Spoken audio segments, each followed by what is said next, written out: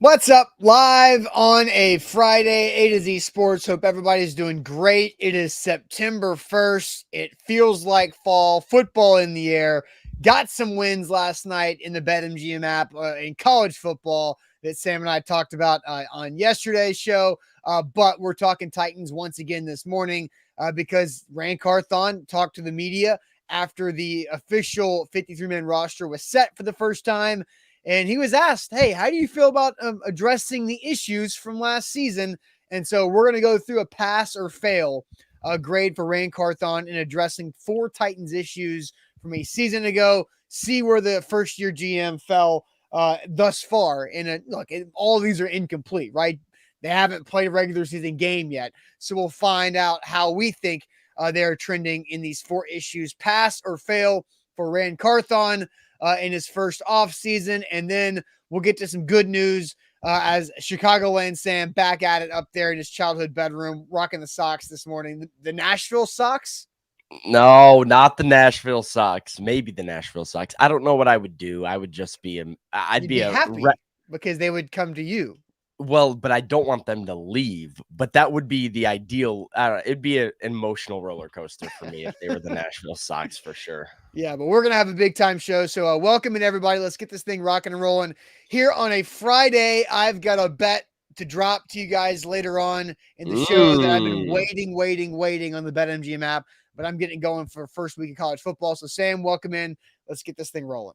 Hey, let's do it here on a Friday morning. Before we get started, make sure everybody shares the show out there. If you're watching on Facebook, hit the share button. If you're watching on YouTube, take the YouTube link, send it to a friend, introduce them to the A to Z Sports family, tell them to come in and join the conversation, hop in with us. We love it when you guys share the show. We love growing this community and the audience every morning. That's the best way to support. So make sure you share the show before you go, and we kick things off on a Friday morning.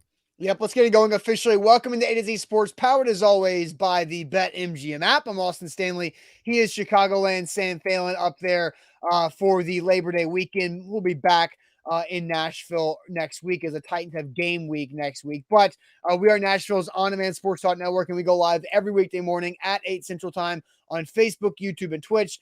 Link to the show segment by segment on our Twitter X timeline at A to Z Sports. Also, make sure you hit us up on Instagram, TikTok, Threads, and more for all of our great Titans content.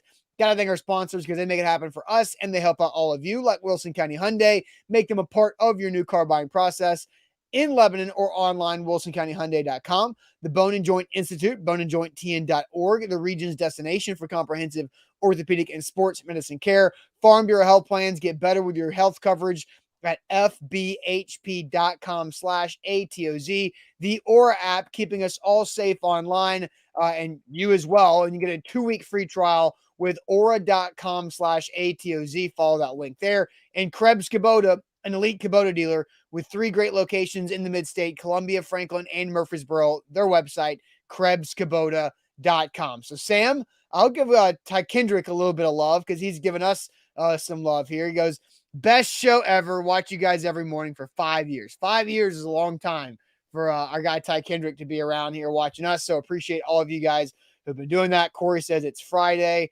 Bork says, how did the Utah-Florida bet go?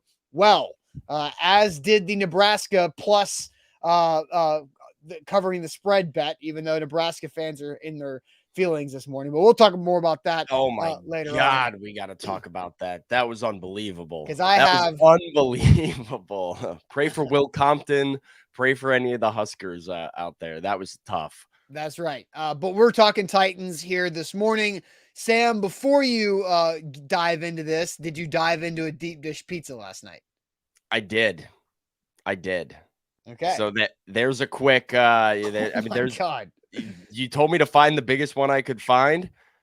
That was what I found yesterday. So that was the deep dish pizza that I had for dinner last night. It was fantastic. So the entire thing by yourself. Thank you to well, no, but I do have some leftovers sitting in the fridge. But so thank you to the Magic Bucket for best punishment I've ever gotten. That's a damn casserole. It's not a pizza. That's insane. Anyway, hey. looks pretty wild. But hey, Good for you. It was All right. delicious. It was All right. delicious. And Dan I do says not that looks appreciate disgusting. the chat's going nut. Like Dan says, disgusting looking. Come on now, guys. If you haven't, don't knock it till you try it. Deep dish is different. So, All right, before we let's get back into our conversation here. Before you flew to Chicago yesterday, you did go to the press conferences for Ran Carthon, Mike Vrabel, and inside the locker room as well.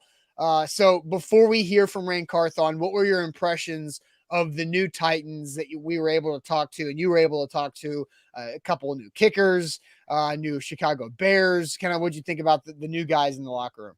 yeah, I mean, it was a wild day in the locker room. Like it was just it was happening. There were between Nick Folk and Cade York, like you mentioned, and the addition of Kindle Vildor, and then all of the rookies that had made the 53-man roster that we were trying to talk to and congratulate and get their reactions. It was happening. We were bouncing around a lot. So one of my favorite things, I guess, that I spent a lot of time going around asking about was Ran Carthon mentioned in his press conference. He kind of went for a unique gesture and told a handful of Titans players, specifically some of the UDFAs on defense, that they made the roster in person. Mm-hmm. Now, typically, when you get to this time of year, it's not like, hey, we're going to sit you down, tell you if you made the team or not make the team. It's hope you don't get a phone call. Hope you don't get a phone call till 3 p.m. And if you don't, keep showing up to work. And that's kind of how it goes for guys that make the team. And then if you get the phone call, that's bad news. That means, bring your playbook. We're going to release you, or whatever that conversation looks like.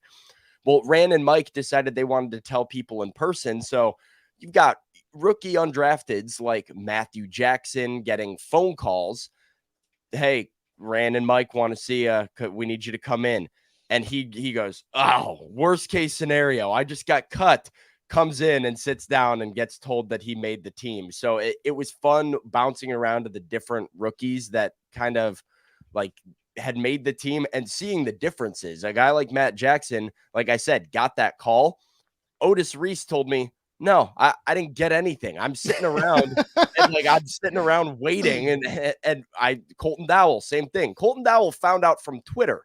He says, he's like, well, 3 p.m. came. I hadn't heard anything yet. So I refreshed Twitter.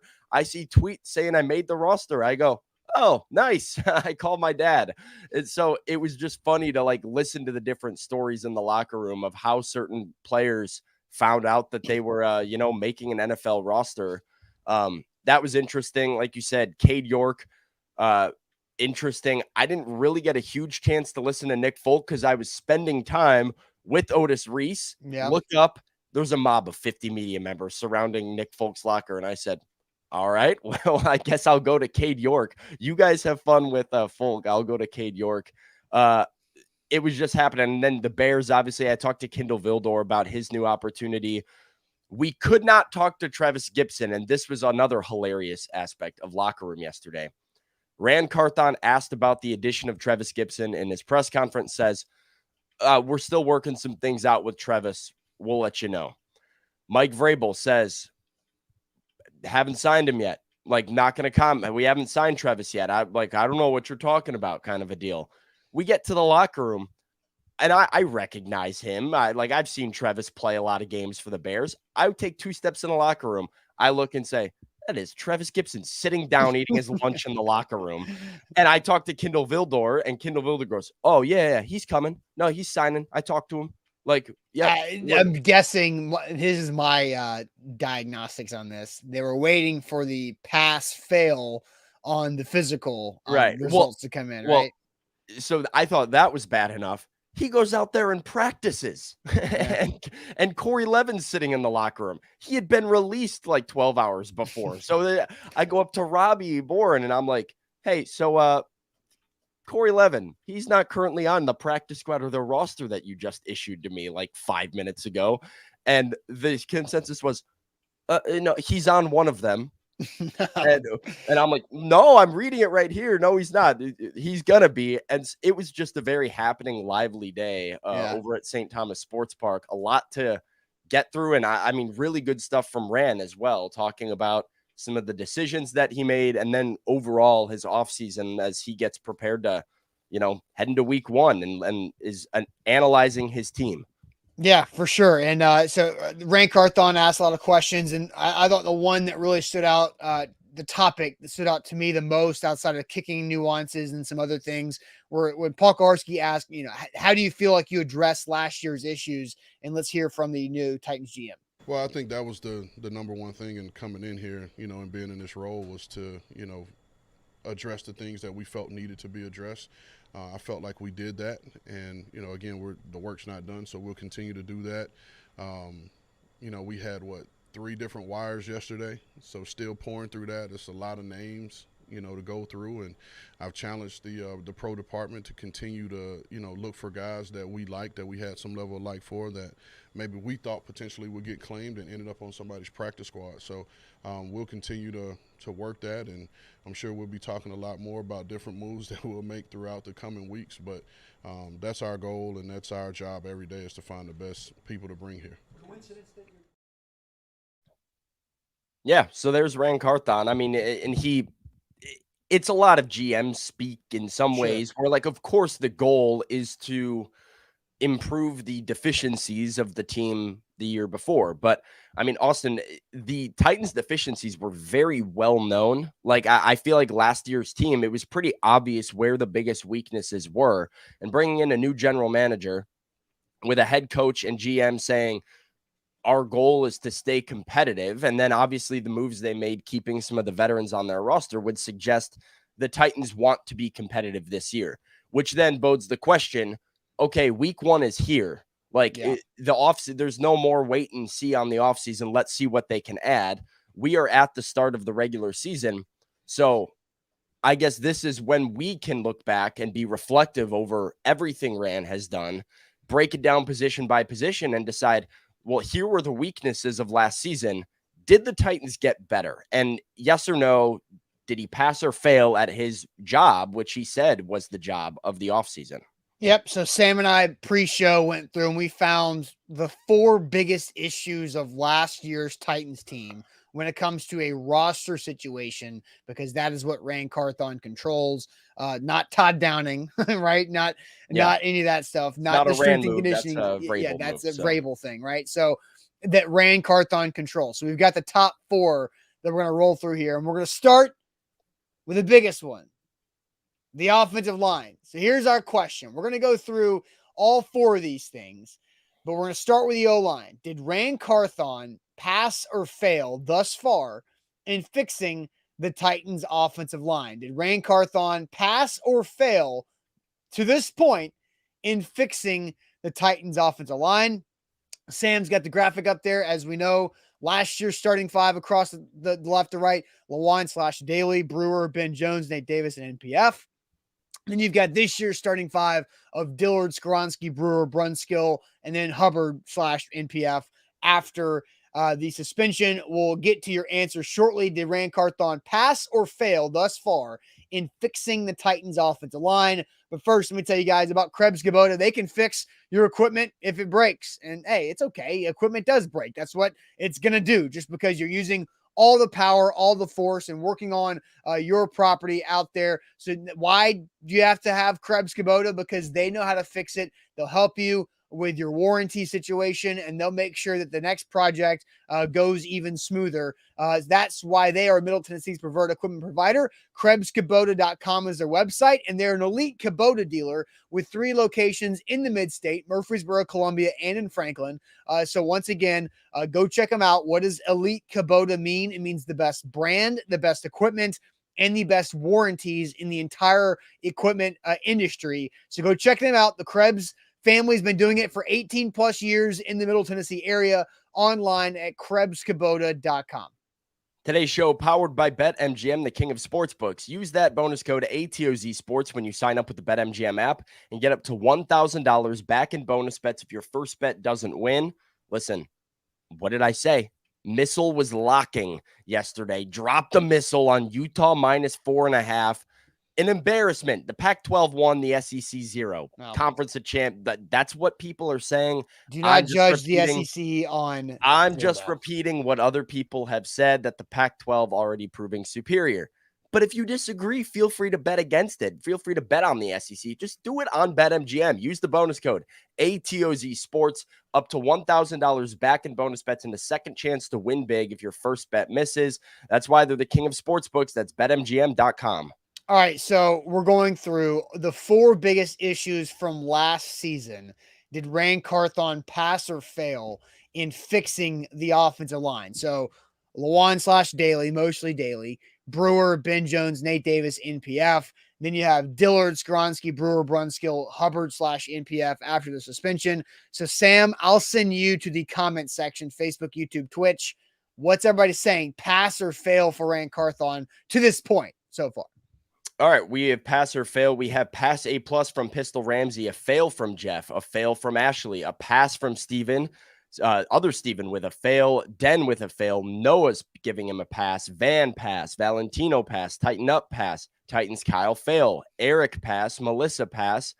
J-Dub, you can't do TBD. Nope. This is, we intentionally, everything's to be determined. How the offensive line performs this year remains to be seen, and that will obviously influence how we feel about Rand's offseason. But So, right now, what's your gut telling you? Behind the curtain, I brought up there should be an incomplete option. And then I was like, no, because then, everything's incomplete. Then you wouldn't fail for anything because it would be either pass or incomplete and not just a fail. Yeah. So because I see Jeff, I see Ruben, I see Tevrin that have all said TBD or incomplete. But no, this is straight up pass or fail. Get off the damn fence. Pick one. It's to this point. You're grading the process. Like, yes. This is are you passing or failing his process of the offseason and what he has done so far? Your grade might be wrong at the end of the season. That's okay. But yeah, we got to go with our gut here. I promise you, everybody who answers one way or the other, I promise you, I will not hold it against you for the whole season. I'm not going to hold those receipts. I remember when Kevin said pass and it was a fail. No. What a failure, Kevin. You're so wrong. No, that's not how we're going to play this game. All right, so back to the answers. All right, well, Hill's got a pass. We've got a fail from Anthony, a fail from Ryan, a pass from Gannon, a pass from Carl, a pass from Guy, plausible pass from J-Dub. So he walked it back a little bit. Pass A+ from Pistol Ramsey, pass from Matt. We've got a fail from Ed, a pass from Billy, Maven's pass.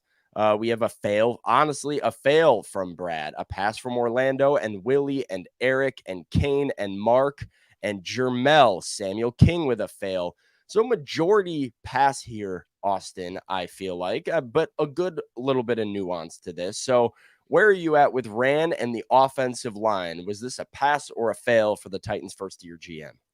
So as we just had our to-be-determined conversation, so we can kind of move past that, I am going to land on the fail side of the offensive line. Because if I were to ask you, Sam, what is the biggest concern with this Titans team this season?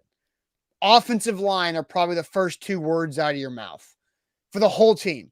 Last year, offensive line were the first 2 words out of your mouth as well when asked the same question. So is it going to be better than last year? Yeah, it sure damn well be better, but that's not saying a lot. So fixing the offensive line doesn't mean just better from a year ago, because there's only one way to go forward for that.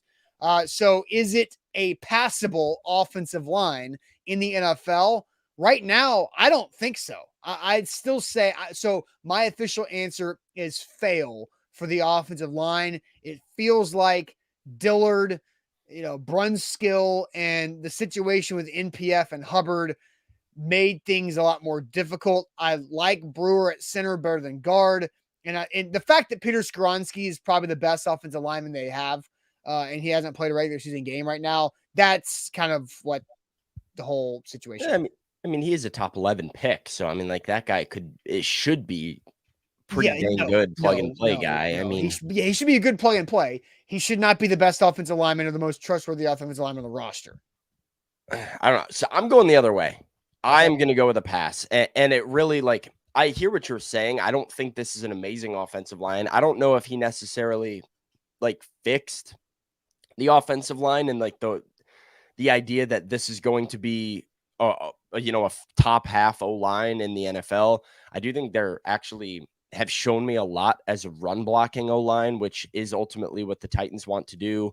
And they've been I think the Titans have also been very creative, and this is a credit to Ran, Mike, and Jason Hotailing, the offensive line coach, in helping support weaknesses at tackle by kind of creating a pocket through inside out protection, which is very fascinating idea. And if Ryan Tannehill, who, is experienced and does a good job in the pocket as a quarterback, if he can take advantage of that, like, you could really cover up some of your issues. But it comes down to what Valentino says for me. What options did he have? And so I feel like Ran Carthon, I give him a pass because I think I needed to have an understanding of it was a horrible group that had an old and injured Ben Jones, Nate Davis getting overpaid, and your right tackle getting suspended for gambling from before Ran took the job. So there was a lot of like external factors in this offensive line that made it worse. And really, I don't think he had a ton of options. I mean, he dedicated a first-round pick to Peter Skoronski, dedicated a late-round pick to some depth in Jalen Duncan, made a couple signings where he felt like it was necessary. Didn't spend, I'll tell you, if you're paying at the top of the market, the Mike McGlincheys and Orlando Browns and these guys that signed contracts, you were going to overpay, and that wasn't money that was also worked into the Titans budget. Like, Ran had a difficult cap situation, no doubt, here as well. So like, when I just look at what he had to work with and where he was trying to fix this group, I think he improved it. And I think he gave himself a lot of flexibility with it moving forward. So I give him a pass. I think given the circumstances, he did a pretty good job. I think, not an easy job. This is probably the hardest class on his schedule this semester was fixing the offensive line. So why I say fail is because I think it all swings on the two free agent acquisitions, Dillard and Brunskill, right? True. And I think Daniel Brunskill, while might be as versatile as it gets, he should have been your fourth interior offensive lineman, not one of your top three.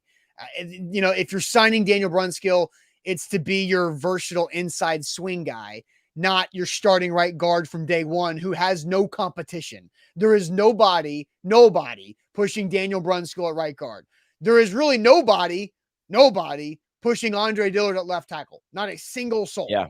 And so, like, those two guys, like, because Peter Skoronski would be your guy, but then you're like, all right, what do you do at left guard? Yeah, because there's nobody pushing him at left guard. Like, there's nobody. And so, yes, I do think it's the most difficult job that he's had because of the limitations that you mentioned. But Daniel Brunskill felt like a buddy hire, right? Like, and that's, it's easy to go into, and you want to get people you can trust when you're starting a new job. I got that. I get that. But I mean, it's an opportunity where that would fail pretty quickly. So that's how I say fail on that. Listen, I don't know. Ryan says options. He had a second round pick, Sam. And I think this actually plays to my point perfectly because Ran Carthon's options, yes, he could have used the first round pick, a second round pick, and a third round pick on offensive line and been like, oh, look, we fixed it. But there were more problems with this roster. So that goes into my point, Ryan, of like Ran Carthon uses his second round pick on an offensive lineman. Well, now he's getting dogged for not fixing wide receiver or not getting a future option at quarterback or not, it was a very difficult job to fix all of the different areas of this team that needed to be fixed while trying to set himself up for the future and staying within the cap constraints. Like, he couldn't do it all. And so I think he did a good enough job of fielding a competitive offensive line that is improved while also addressing to some level every position here. So I have to give him a little bit of a pass, but I hear the argument that there's not a ton of depth. I just think, what else was out there? And it goes into the cap constraints too. Like, he signs Mike McGlinchey. Well, DeAndre Hopkins isn't on this team. He signs Orlando Brown. DeAndre Hopkins isn't on this team. Like, there's a domino effect with everything that he could have done to be better on the offensive line. So, yeah, pass for me. Look, all that's fair, and there is no incomplete. There's no letter grades. There's no D or C. That's still passing, but barely. It's just flat out pass or fail. So that's why I picked the fail line. All right, next conversation here. Well, real quick, Danny brings in a super chat off the top. He says, Rome wasn't built in a day, gentlemen. This team will take more than one offseason to get right. Absolutely true as well. And I'm not trying to say Ran Carthon's a failure as a GM because the offensive line isn't as good this year. No, it's a fair criticism. Yeah. Like, look, I mean, I think there's 4 or 5 different buckets that going into the offseason, we were like, let's see if we can make this better.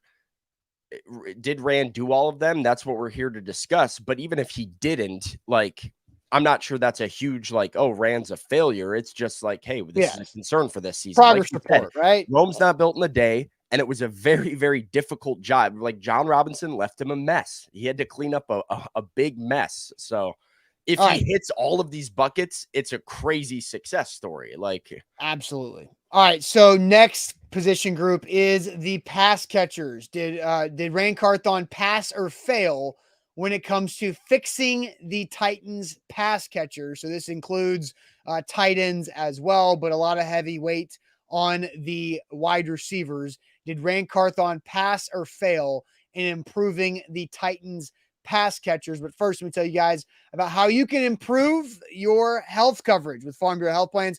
FBHP.com/ATOZ is where to get this thing started, and they can help you out because they've been doing it for Tennesseans for now over 75 years. So whatever your situation is, whether you're single, an entrepreneur, self-employed, maybe you've got a growing family, maybe you have an empty nested family and you're trying to figure out that next level of your health coverage, Farm Bureau Health Plans can do it all. They specialize in everything, which is pretty fascinating because they've been doing it for so long and they're that good. You can save money and get better coverage. That sounds like it's too good to be true, but Zach Bingham is a great example of that. Save 20% each month on his health coverage, but also has better coverage across the board with dental, with vision, with everything. So check them out. Get started. It's super easy. They're very accessible. You go to FBHP.com/ATOZ to make your appointment and go from there. Pretty simple as that. FBHP.com/ATOZ.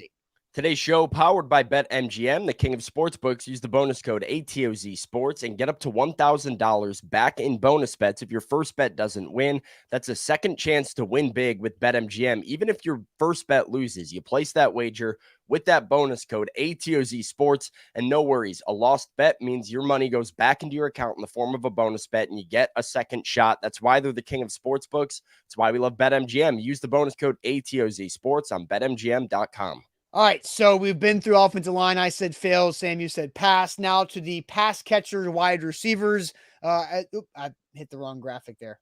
I think we're both hitting it at the same time. Yeah.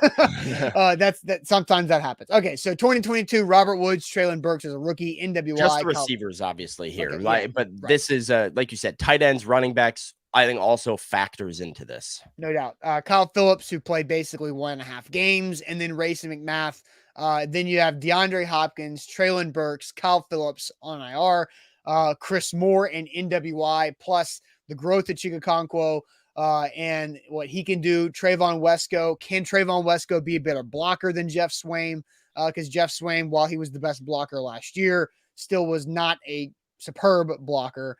And then Josh Wiley, what is he? Because Austin Hooper, towards the end of the season, started to get unlocked. We've had great second half of the year. Austin Hooper did. Right. So pass or fail. Sam, I'll send you to the chat. Pass or fail on the pass catchers as a whole for Ran Carthon. Ashley's a pass. Kenny's a pass. Joshua says absolutely a fail. Willie, Titans, Kyle, Noah are in the pass. The failure comes from Troy, but he's still, moping about Will Levis. There's always like 2 or 3 people every show, regardless of the question. It's blamed on Will Levis. It is a hilarious commitment to the bit here with the Will Levis blame. Dave is a pass. Van is a pass. Guys passing. We've got a couple fails in there. Brian's a pass. Kevin pass. Same with Baldwin Bearded. Carl, Eddie, Deshaun, Matt. Anthony's going to give him a fail. Steven is going to pass. So is Darius and Mark and Maven. This one seems to be pretty unanimous, Austin, with the chat. Denise says it's a fail because NWI is still there. We have a pass from Xavier and Melissa. But for the most part, this is a runaway of a vote for passing for Ran Carthon. This is the interesting thing because somebody said fail because NWI is still here. Yeah, but NWI is currently with Kyle Phillips on IR, the wide receiver 4. If Kyle Phillips was not hurt, he'd be 5. That's the proper. Did you watch the clip of Buck talking about this on the Buck Rising show? I did not. He almost swore at like his callers. Like he almost dropped an F-bomb on his callers because he was so upset with constant text messages and calls being like, what the heck is NWI still doing on this team? He can't separate. And Buck, I think, put it well. He's a wide receiver 5. What do you want from him? Like there are not wide receiver 5s around the NFL better than Nick Westbrook-Akine. He is a wide receiver 4 to 5. It's a problem when he's your wide receiver 2 or 3. It's not a problem when he's your wide receiver 4 or 5. I've had that point. I've had that stance forever. I thought it was a really great rant from Buck being like, can we please stop moping about the fact that the wide receiver 5 doesn't create separation and go for 500 yards? Like he's a wide receiver 5. Damn. What did I talk about yesterday? 8 years ago, they didn't have a wide receiver 5. They had 4 receivers. So again, I do think we can move on from that, but I do. If NWI is here next year, he either had a really good season or the Titans have a problem. And Anthony says he's not a 4 or 5 on this team. He is. He actually is. I watched the practices. Like he is quite literally, when Kyle Phillips is healthy, their 5th receiving option. When Kyle Phillips is not healthy, their 3rd receiving option behind Treylon Burks, DeAndre Hopkins, and Chris Moore has been, I think, more heavily involved with that first team and getting targets than NWI has as a receiving threat. So he is your 4 or 5. And that's not even mentioning running backs, tight ends, other people that you might target. Like you're not relying on NWI to be a receiving threat this year. So here's how I answer the question, because we're asking pass or fail on Ran Carthon fixing the Titans wide receiver unit. This thing was on track to be an abstract failure. Here is what the wide receiver offseason was. Because if we're going to go course, I just said, fixing the offensive line was chemistry AP, right? It was a hard ass class. You knew it was going to be hard when you signed up for it. And you're like, let's see if we can get through this thing. And it was tough, right? The wide receiver group was all graded on the project at the end of the semester. No, it was graded on completion. It was put your name at the top. No. It was graded on your project in the last week of finals, because you know what you did? You didn't go to class. You skipped class. You slept through it when you went. You didn't do your reading, but then you're like, oh crap, I had this final coming up. Here's DeAndre Hopkins. You crammed and you aced the final exam. And you aced it. And you're like, God, the group project at the end, you found DeAndre Hopkins and you passed, and everybody's like, great job. Great job. But it was fail up until like July 20th. Yeah. So, I mean, it goes back to our debate, right, that we had kind of after Hopkins signed of like, how intentional of a plan was this? Did they call their shot or did they get lucky? Yeah, did they call their shot or did they get lucky? Like, how well thought out was this? Was it, specifically targeting DeAndre Hopkins, or were they just hoping somebody would fall into their lap? Even if they did, there was no guarantee somebody was going to sign with them. Yeah. So, like, it does feel like they got a little bit lucky with this group coming together. But it's undeniable that this group has come together. When you look at the weapons Ryan Tannehill has versus who he had last year, I remember sitting in the press box in that first game beside myself. I believe there was a touchdown pass thrown to Jeff Swaim in that game. That Cody Hollister was used as like a receiving decoy, and the real, like, Treylon Burks was on again, off again. You had Kyle Phillips, rookie Treylon Burks. Robert Woods was kind of irrelevant. Like, it was gross watching who Ryan Tannehill was throwing to. And I think about what we're going to see in a week from now, and we're going to see Ryan Tannehill throwing to DeAndre Hopkins, hopefully Treylon Burks, with a developed Chigakonkwo, Derrick Henry in the backfield, Tajay Spears running routes out of the backfield, a couple different tight end options. And it's exciting to me. Like, I'm like, Ryan Tannehill is all he needs. So, yeah, it's a pass. It's in By the grace of God, it's a pass. So Jaron says it's definitely a bank shot. It's like a bank shot where you wasted the entire shot clock for the first 20, 30 seconds. And you're like, oh, we got to shoot. And you just launch a three from 2 feet behind the line and it banks in. The announcer still goes, counts. The it announcer still goes, counts. oh, no, what is he doing? And then bank in, and you're just like, no. Okay, good shot. Good. It's exactly what all that was. And it is the wide receiver off season is the college class I still have nightmares about at age 33, waking up like I forgot I had that class. And then you have to scramble and pass it. Like, I don't know if anybody else has that. Clearly it's because that was part of my process in college. But that's exactly how I feel about it. Well, I mentioned 2 wide receivers. Treylon Burks is a wide receiver. I don't know if you knew that or not, Joshua. DeAndre Hopkins, Treylon Burks, Kyle Phillips, better than any combination of 3 wide receivers they had last year. They played a game last season with 3 wide receivers healthy. One of them was I don't remember his name. I don't remember his name. This is how bad he was. Special teams guy that made plays. Yeah, he returned punts, and they had him play. And it wasn't. They had a game with Chris Conley. They had a game with Josh Gordon. They had a game with the Broncos game. It was the Broncos game. It was Philly. The second half of the Philly game. This guy was their wide receiver 3, and I don't remember his name. I remember. Chat help because I need it. It was the Broncos game is when this guy had legitimately good plays to help them win that game. Give me a second. I'm not going to remember it. I'm just going to cheat and look it up. The point. This is making my point, though. We can't remember the man's name. Hold on. Oh, click the wrong gear. No, it's not Chris Conley, Mr. Jones. Chris Conley's a separate phenomenon that happened last season for a couple games. This is going to blow my mind it's not Chester Rogers. It's not Cody Hollister. He was a little punt returner that played for them. Not Des Fitzpatrick either, guy. CJ Board. CJ Board. Thank Kevin, you. Who got Kevin it? came with it.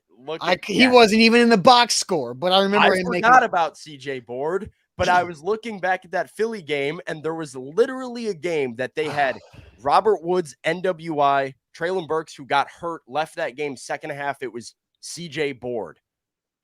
Yeah.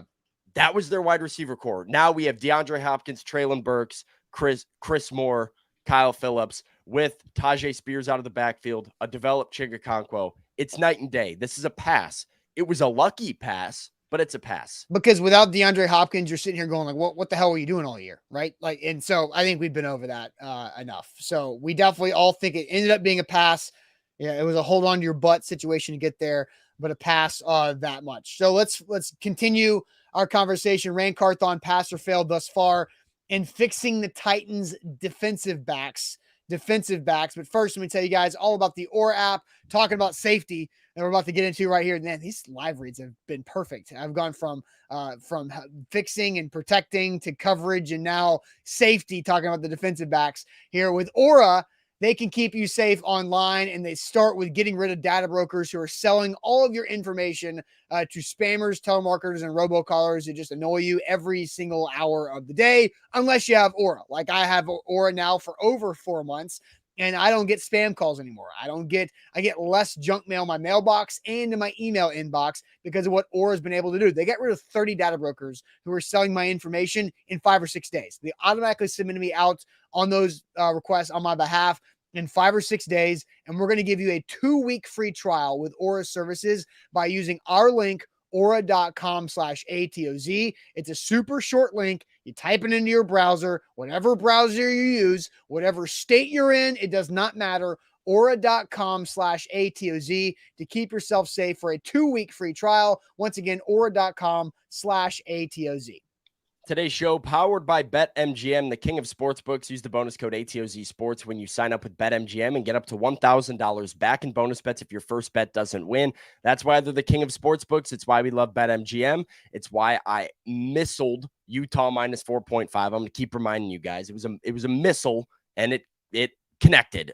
So we got more plays. I'm excited to hear Austin's play. Next live read that he's got his eyes on for this weekend might back him, because I feel like between the two of us, we've been pretty hot on BetMGM with our suggestions recently. 2-0. Nebraska plus 6.5 or 7, depending on where you got it. And then Florida or Utah minus 4.5. And we'll see how those Titans bets go for week 1, because we're all over the Titans as well. But it's BetMGM. Use the bonus code ATOZ Sports, king of sportsbooks, BetMGM.com.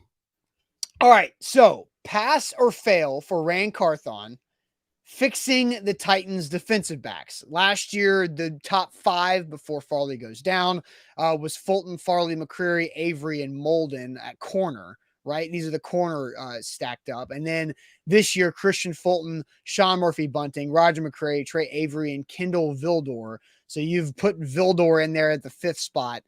Molden moving to safety. Yeah. So like I don't consider him a corner, but I guess if we're talking defensive backs, you can also factor in safety and safety depth into this. But corner specifically felt like a weakness last season that needed to be addressed. Yeah, Kevin Byard has been exactly what you want from everything. Amani Hooker battled injuries last year after getting paid. I think Hooker's set up for a good year.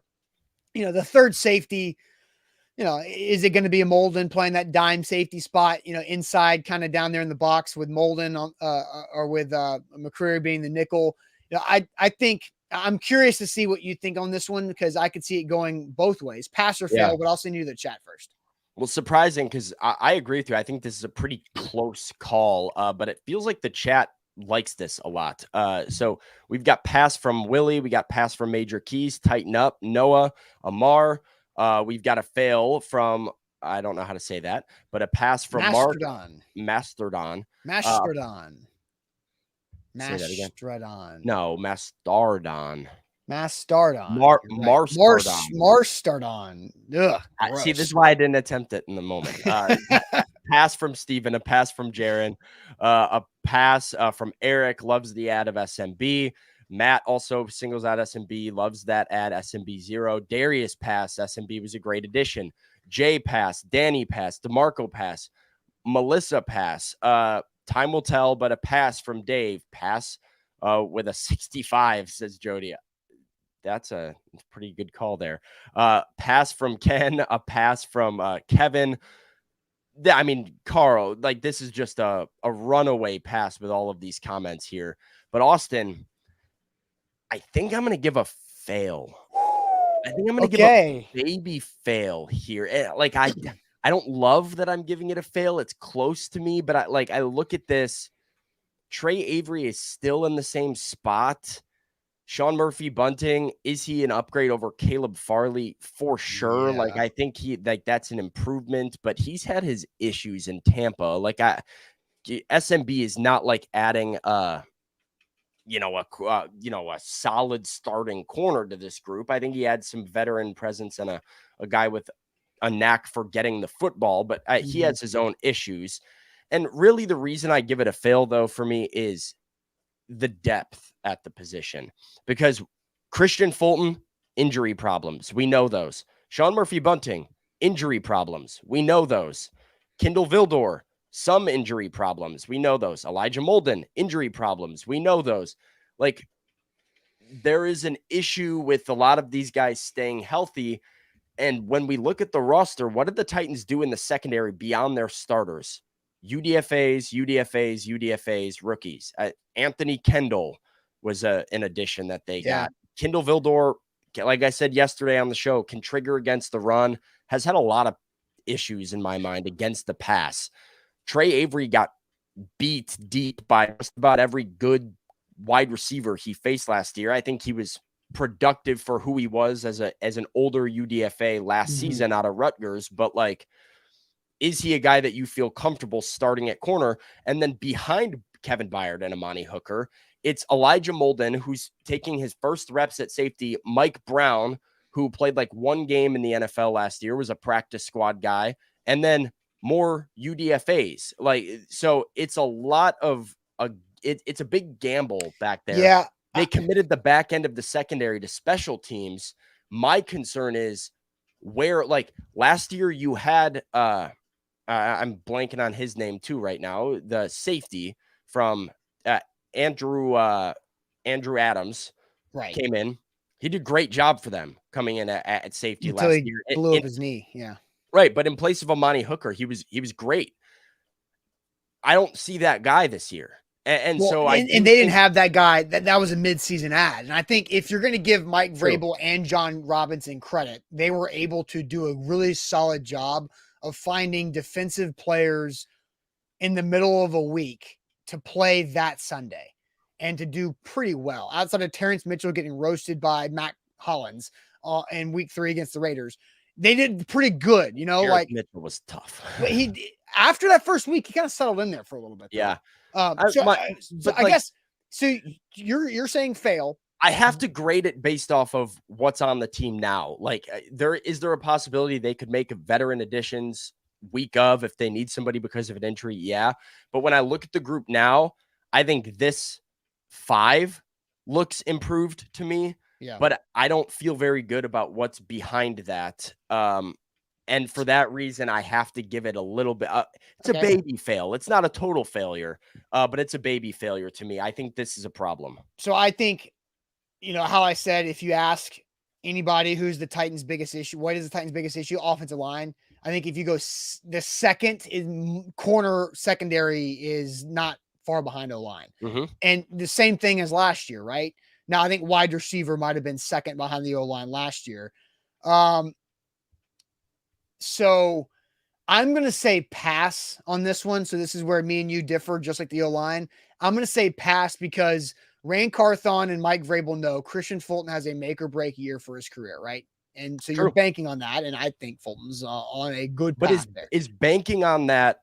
I think it's just the option that you had. It's just what you had to do was say, Christian Fulton, your contract year of your rookie deal, it's up to you, bro. And so far, I think Chris is doing good with it.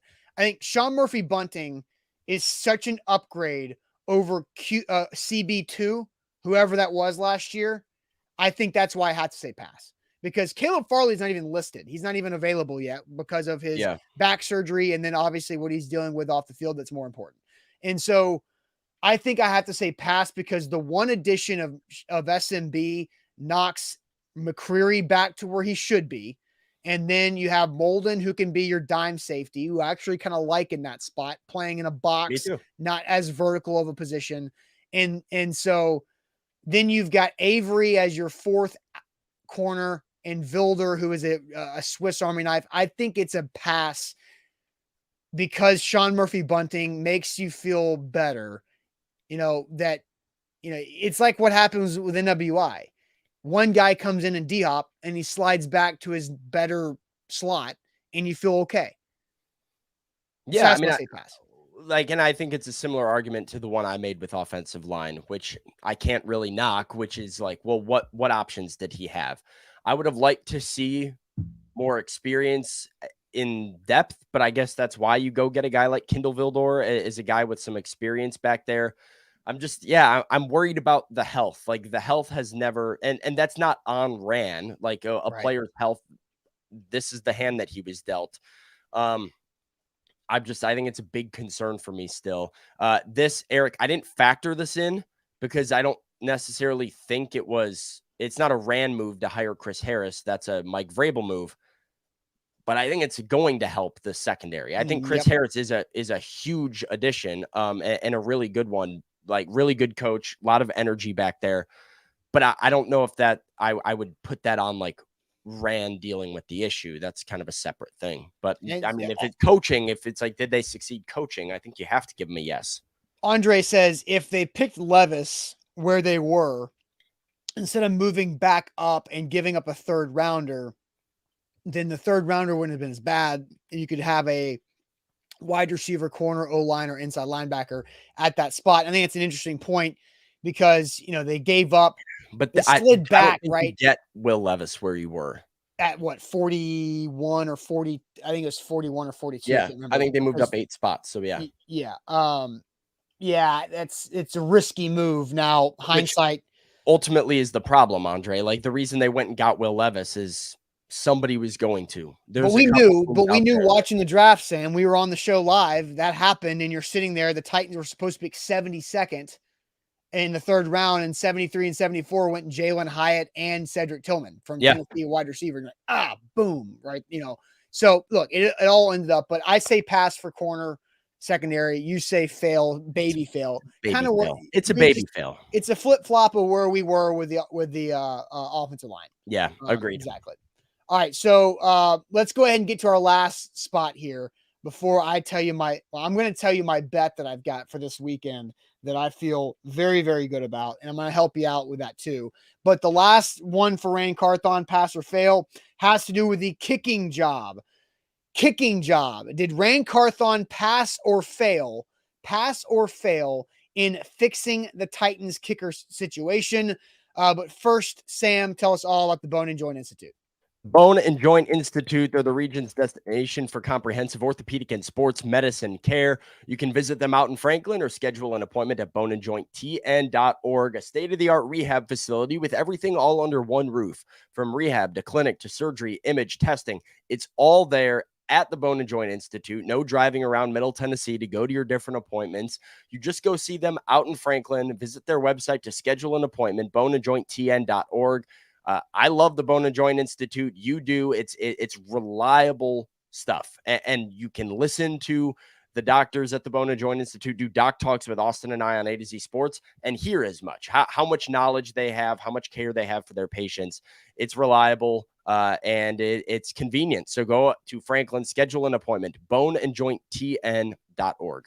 All right, it's that time. BetMGM. Obviously, you can sign up with our code if you haven't done it yet.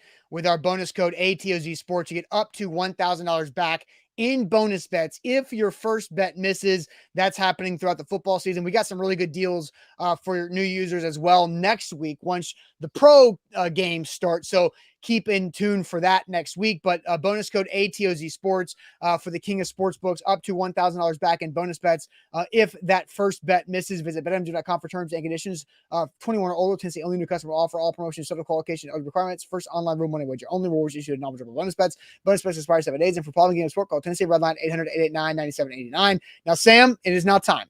This is my bet I've been waiting for. I'm gonna get my BetMGM out and get ready to nuke it, whatever. And so there is some good things. I told you a couple days ago, I woke up with new rewards in my app, and I did it again today. I have a 50% college football odds boost token that I can use on whatever I want to do with a max bet of 25. Illinois to win the Big Ten future? You do it on a game this weekend because you got to build that bankroll, right? So here is my play, Sam, that I've been waiting on.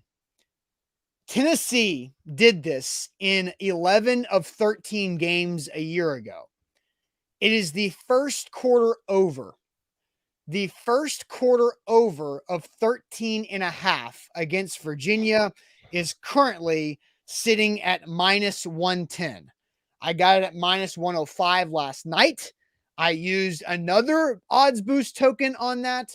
So your first quarter over 13.5, if you want to use an odds boost token, that'll make it a plus 136 at 13.5 over Tennessee, Virginia.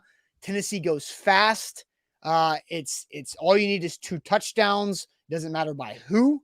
It's a lot of first quarter points, though. That's again, 11 of 13 games last season. Tennessee went. Are we worried about the new quarterback? Like, not in the sense that we're concerned Joe Melton's going to be good, but no Cedric Tillman, no Jalen Hyatt, no Hendon Hooker. It's a different group. Nope. Doesn't matter.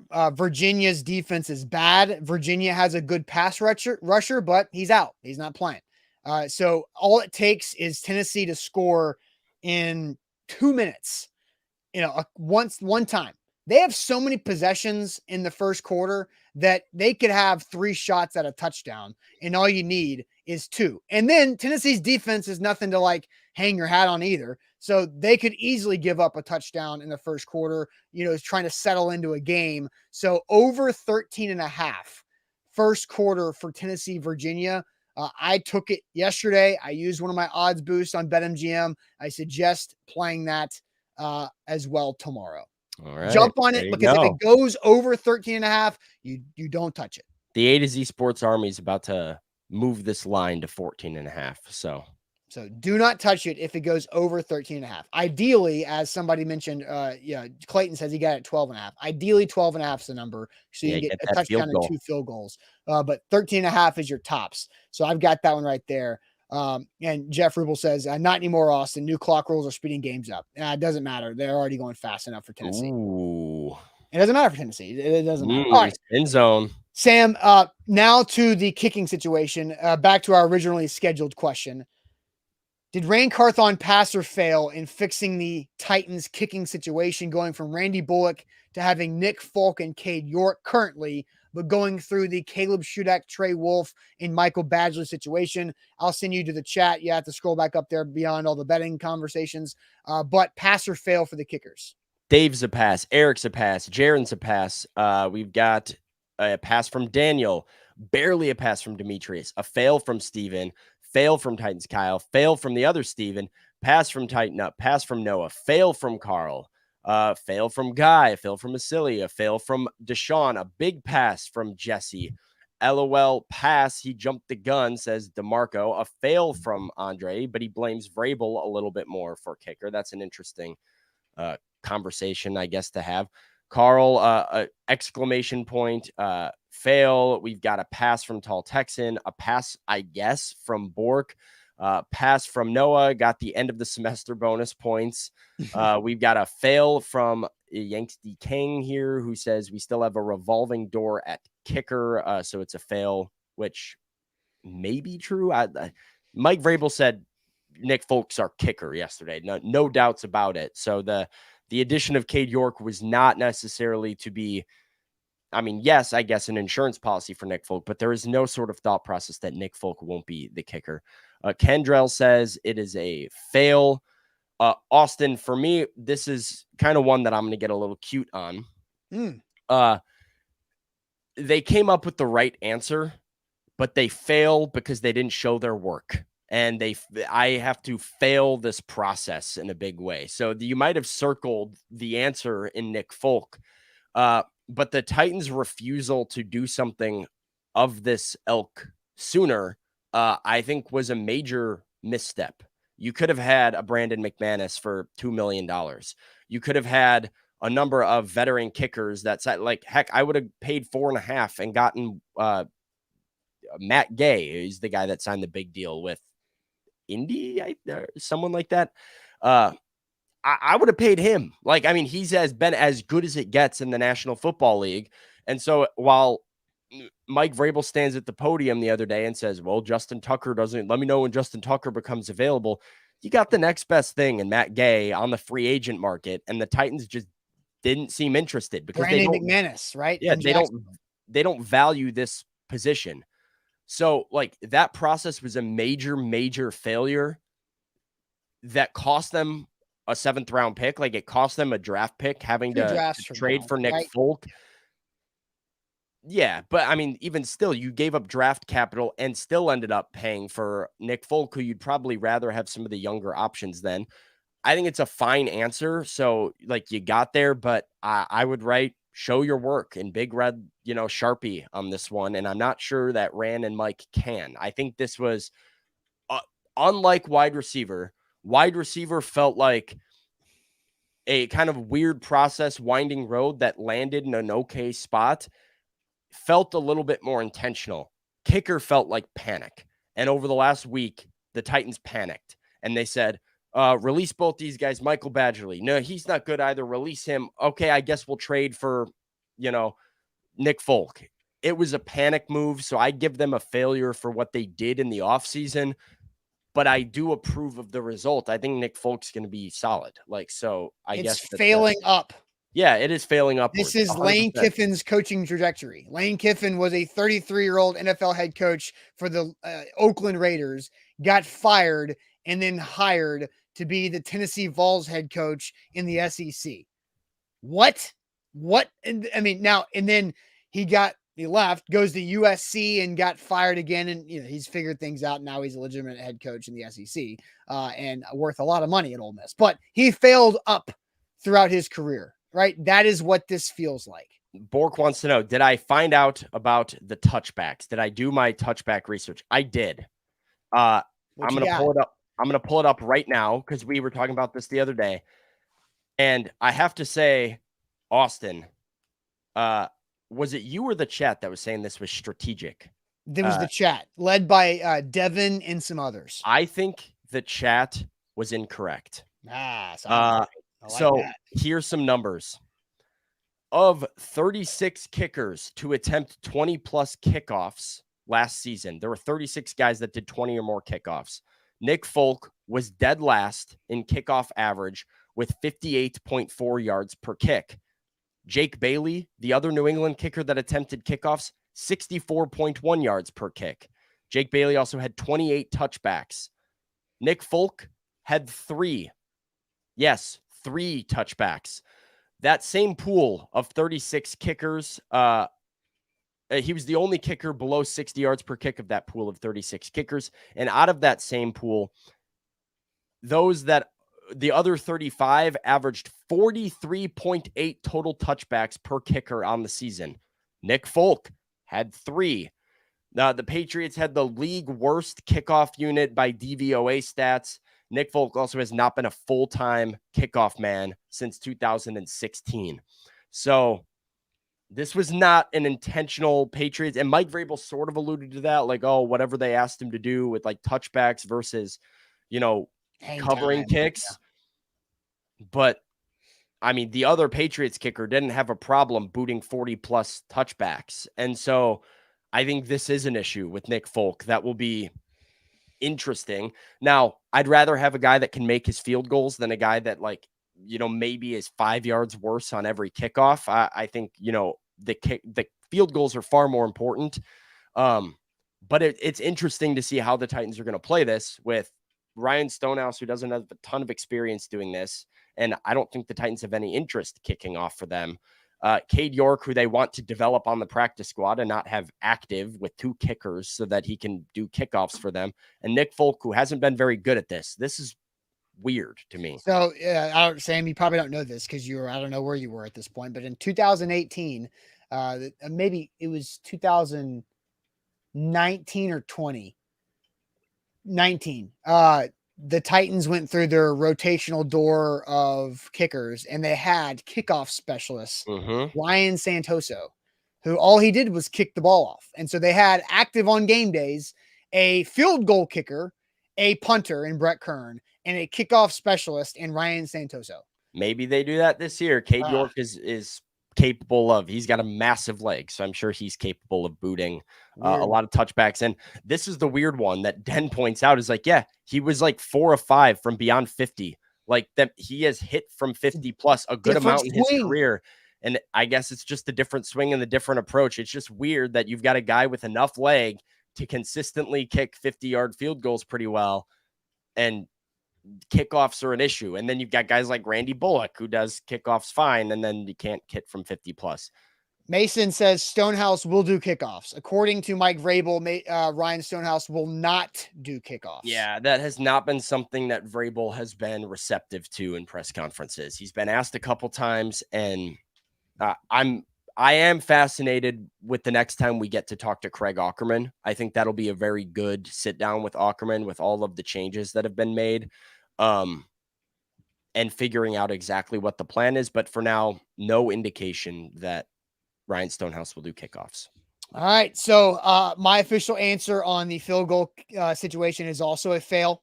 So if we want to kind of go back for all mine, I don't need to add any analysis to the kicking situation. I think, Sam, you covered it very well. It's everything you said about it. So we were both fail on the kicker situation. Let's go run through once again, starting at offensive line. I said fail.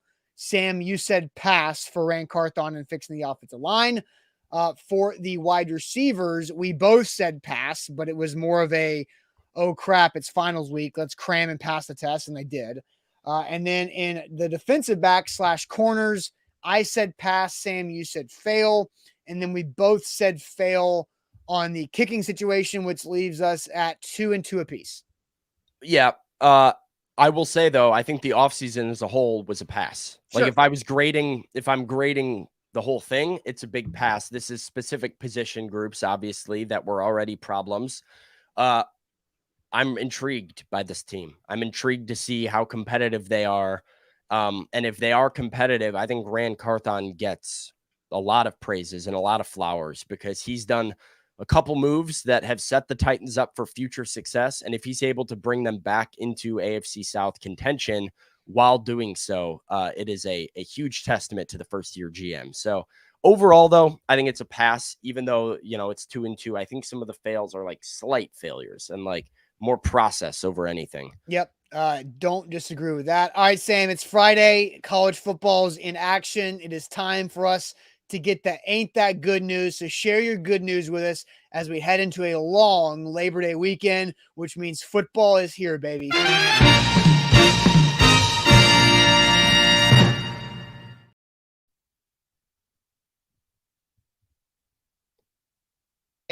.com for your new car buying process. Go see Painbone and his team in Lebanon or online at wilsoncountyhyundai.com. So ain't that good news? We do ain't that good news on every Friday to give us a positive way out the door to a weekend.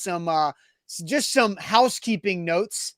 Tomorrow, the Vols play, which means the return of our Vols halftime and post-game show. Had a couple conversations this week with Charlie Burris and Jonathan Crompton. Those guys are amped up and ready to go for halftime and post-game for Tennessee, Virginia, starting tomorrow on these same channels that we're live right now.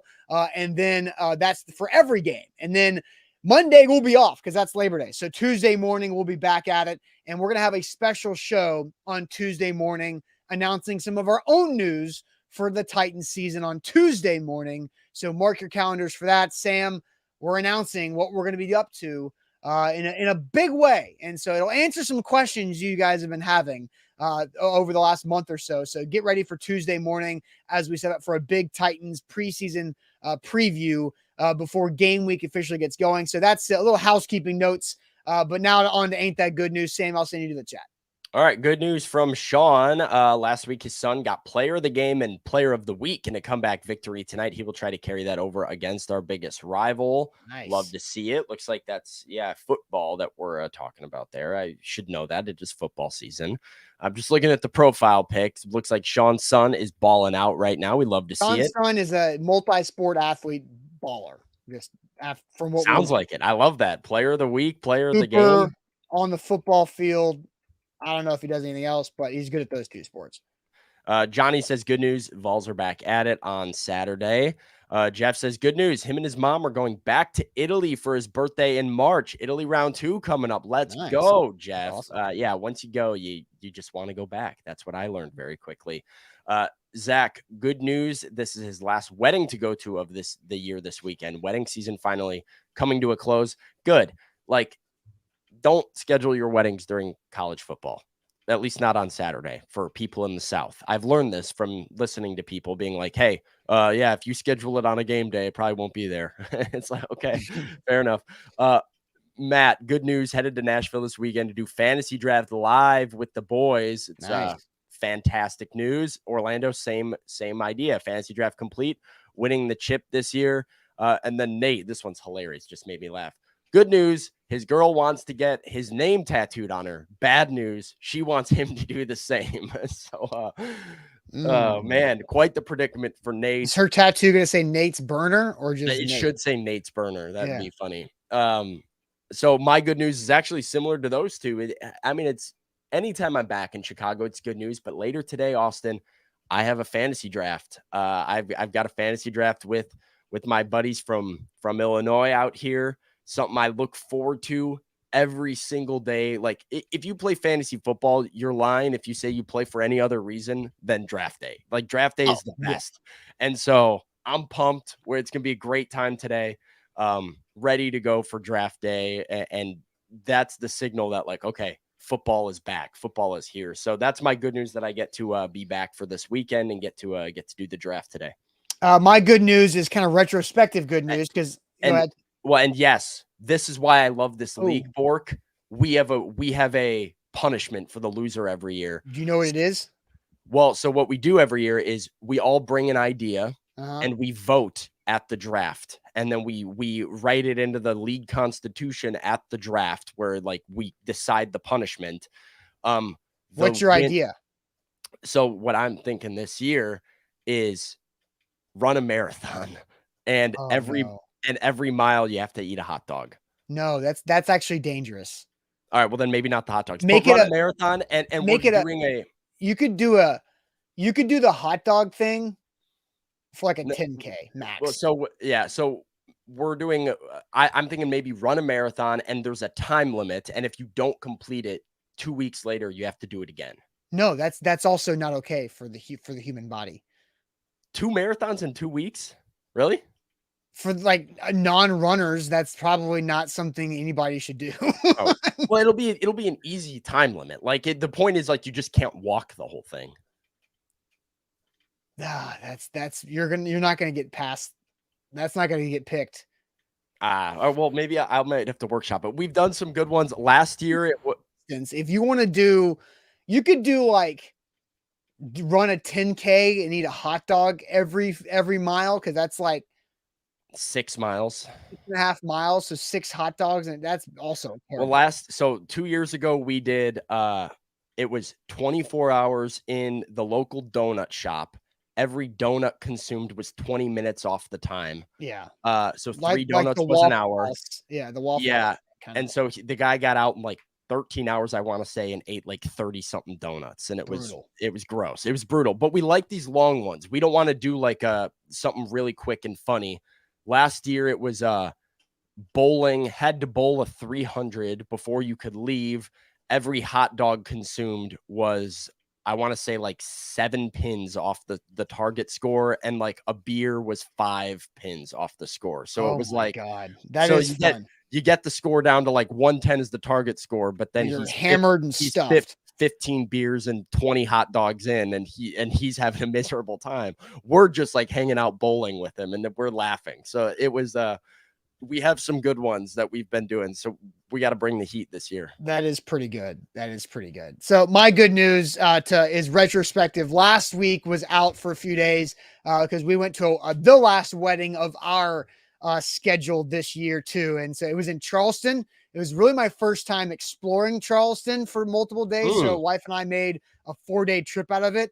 Walked around, had a lot of great drinks, a lot of great food, walked and saw a lot of great historical places. Charleston's a cool city. Also, like basically Satan's front step of how like thick and hot that place is, but had an amazing time in Charleston. So that was kind of my last opportunity to kind of check out right before football gets going. And I will say, Sam, you and Jake and everybody else did a fantastic job with the Titans preseason game, because I didn't watch any of it until Sunday night. All right. So how about that? All right, guys. Did you like Charleston though? I mean, yes. I went once, and I thought it was awesome. I was like, this place I see why people are obsessed with it. Charleston was very good. Props to my wife. She did a lot of really good research. We hit up a lot of great like cocktail lounges and speakeasies that were not just like bars. So a lot of fun time there, and had some good food and good dinners. And the wedding was great too, with one of our best friend couples, as well as they don't live, they moved to Texas. And so there's no like home base. So destination wedding. So everybody was in Charleston hanging out. So that was fun. And Scary Harry says, I quit going to weddings. That's a you problem, man. Like that. I think weddings are awesome. Like that's a great take. So maybe I just haven't been to enough yet. But like, I see this as like a common complaint on the internet now of like, wedding. I've got a wedding every other weekend and stuff. I'm like, weddings are awesome. Like they're fun. They're fun. It's like gives you something to do, sometimes somewhere to go, and they're just fun. And usually you have a lot of friends there. Like, I don't understand why people would be all anti-wedding. I get it. Like if it's like you're constantly traveling, that'd be expensive. But especially if it was like local friends that get married somewhat locally where you can drive to it, feels like an awesome time. I don't know why that are like, but yeah, Denise agrees. Weddings are great, but the internet would tell you like going to weddings is some sort of hassle and like obligation. It's great. If you can't go to a wedding and have a good time, then that's a problem with you. And I will say there could be boring weddings. Like, I understand why Well, there could ceremonies, sure, but well, like every ceremony's boring, but like you could also go to a reception that's like, depending on the crowd, depending on the age of the people in the crowd, like it could not be a great time, which I understand if you're like, hey, let's get out of here pretty quickly. Let's show face, say hi to the bride and groom and leave. I get that one. But for the most part, weddings are going to be awesome. So, yeah, weddings are what you make of it. How about that? that's fair. All right, guys, that'll send us to the weekend. Hope everybody has a great time. Once again, off Monday. We'll be back Tuesday morning with some news for our Titans football season. So make sure you like the show and subscribe. Always more people watching than actually hit that like button. So please, please, please hit the like button for us, whatever platform you're watching, and subscribe and like us on all of our channels because we have a big football season ahead. Talk to you guys after the weekend. Have a safe one. Appreciate it as always.